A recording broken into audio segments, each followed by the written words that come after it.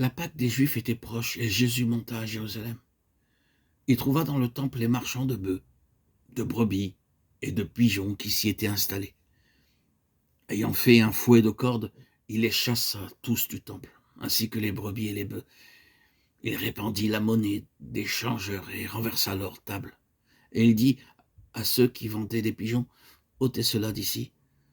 Ne faites pas de la maison de mon père une maison de trafic. » Alors ses disciples se souvinrent de ce qui est écrit. Le zèle de ta maison me dévore. Les Juifs, prenant la parole, lui dirent, « Quel miracle nous fais-tu voir pour agir de la sorte ?» Jésus leur répondit, « Détruisez ce temple, et en 3 jours je le relèverai. » Les Juifs reprirent, « On a mis 46 ans à bâtir ce temple, et toi tu le relèveras en 3 jours. » Mais il parlait du temple de son corps. Aussi, quand il fut ressuscité des morts, ses disciples se souvinrent qu'il avait dit cela. Et ils crurent à l'écriture et à la parole que Jésus avait dite. Jean 2, 13, 21. Alors, il n'est pas nécessaire ici de souligner l'arrière-plan juif. Il avait pour centre le temple de Jérusalem. Pour le juif, le temple était tout. Et Jésus parle de la destruction du temple.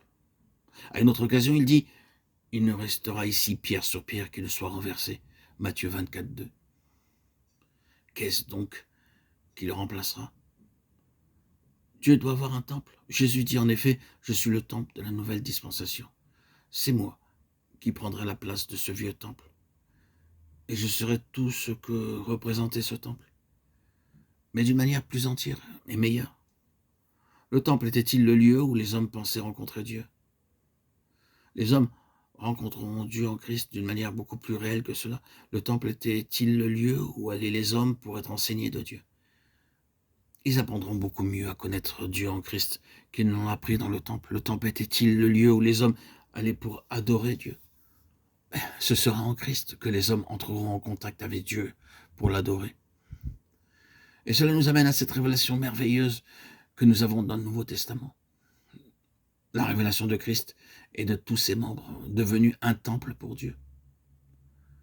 Christ est notre temple, et en lui, nous trouvons tout ce que doit être un temple. Oh, combien les hommes se sont égarés à cet égard. Nous allons dans beaucoup de lieux qui sont appelés églises, et ce mot s'applique à l'édifice. Lorsque les hommes prient dans ces lieux, ils disent habituellement quelque chose dans ce genre. Nous sommes venus aujourd'hui dans ta maison, nous sommes dans cette maison de Dieu. Ils parlent généralement d'un édifice. Mais il n'est pas nécessaire d'avoir un édifice pour donner à Dieu un temple. Là où 2 ou 3 sont réunis en mon nom, je suis au milieu d'eux. Matthieu 18, 20. Les chrétiens réunis en Jésus-Christ constituent le temple de Dieu. Ce n'est pas un édifice spécial, mais les croyants qui sont en Jésus-Christ, c'est là ce que Dieu fait dans cette dispensation. Nous savons, beaucoup de chrétiens ont perdu leurs édifices spéciaux ou bien non plus la possibilité de se réunir dans ces lieux. Dans quelques endroits, ils se réunissent par groupe de 2 ou de 3 et jouissent de tous les privilèges de la maison de Dieu parce que le Seigneur est là. Oui, le temple, c'est désormais Christ et ceux qui sont en union avec lui. C'est ainsi qu'il a dit en ce jour où ils ne le comprenaient pas. « Détruisez ce temple et en 3 jours je le relèverai. » Christ, dans sa résurrection, est le temple de cette dispensation. Il savait qu'il parlait en parabole et qu'il répondrait. On a mis 46 ans à bâtir ce temple. Il semblait qu'il ait trompé délibérément, mais il annonçait ici le changement des dispensations, de l'ancienne à la nouvelle.